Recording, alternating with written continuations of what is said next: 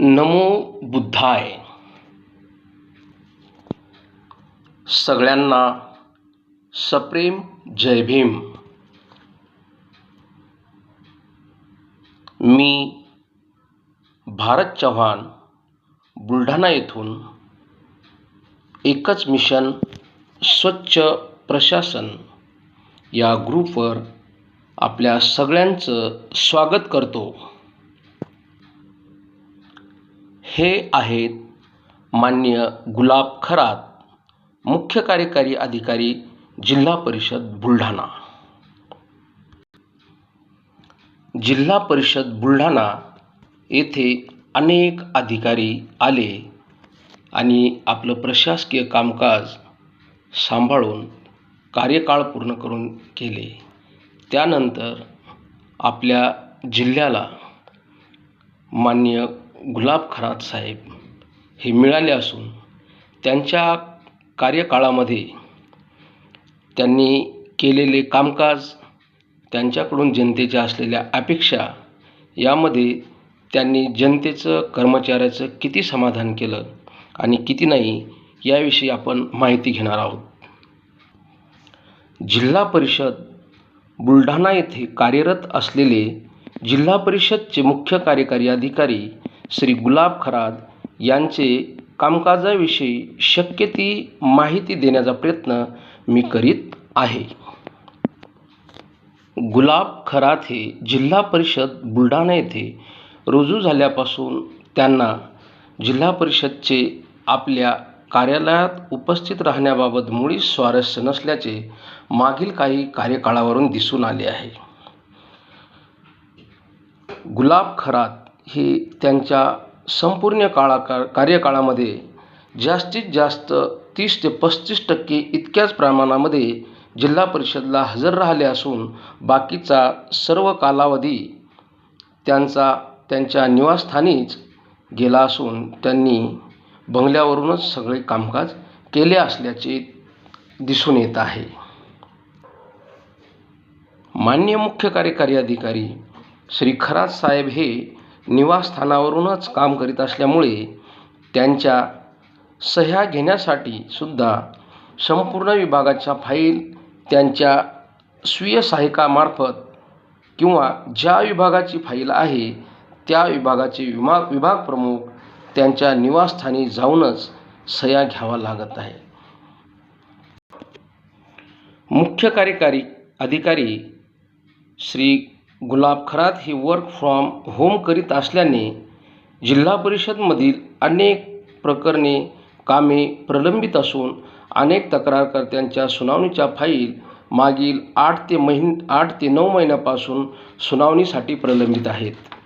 असे असताना अनेक महत्त्वाच्या तक्रारी कार्यवाहीपासून प्रलंबित असून जिल्हाभरामधून येणाऱ्या शासकीय कर्मचाऱ्यांना व सर्वसामान्य नागरिकांना दिवसभर श्री गुलाब खरात यांच्या कक्षाबाहेर त्यांची वाट पाहावी लागत असून श्री गुलाब खरात हे कार्यालयात येतच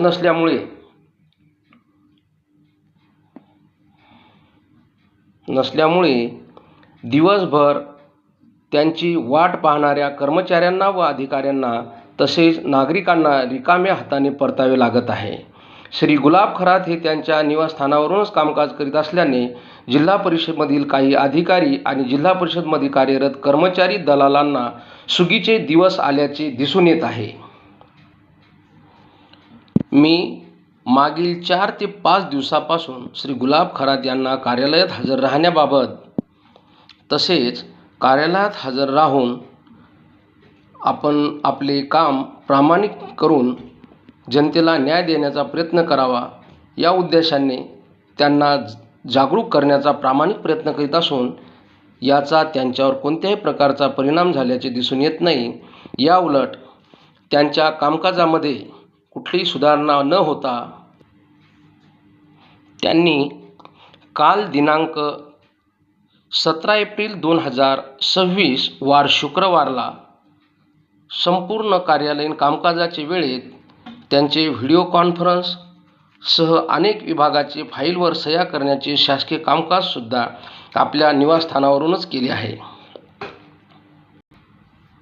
आणि त्यांच्या या घरून काम करण्याच्या हट्टापायी जिल्ह्यातील नागरिकांवर अन्याय होत असून त्यांना जिल्हाभरामधून भेटायला येणाऱ्या वयोवृद्ध महिला व पुरुषांमध्ये खूप नाराजी असून श्री गुलाब खरात यांच्याविषयी जनतेमध्ये असंतोष पसरला आहे. जिल्हा परिषदचे मुख्य कार्यकारी अधिकारीच स्वतः कार्यालयात हजर राहत नसल्यामुळे त्याचे विपरीत परिणाम बुलढाणा जिल्हाधिकारी कार्यालयाच्या अंतर्गत त्या प्रिमायसेसमध्ये असलेल्या गटविकास अधिकारी कार्यालयावर सुद्धा पडला असून तेथे कार्यरत असलेल्या गटविकास अधिकारी श्रीमती अमिता पवार ह्या सुद्धा वारंवार रजा घेणे, दौऱ्याच्या नावावर आपल्या मूळ गावी परत जाणे आणि जनतेची कामे ताटकळत ठेवण्याचे प्रकरण वारंवार घडत आहेत.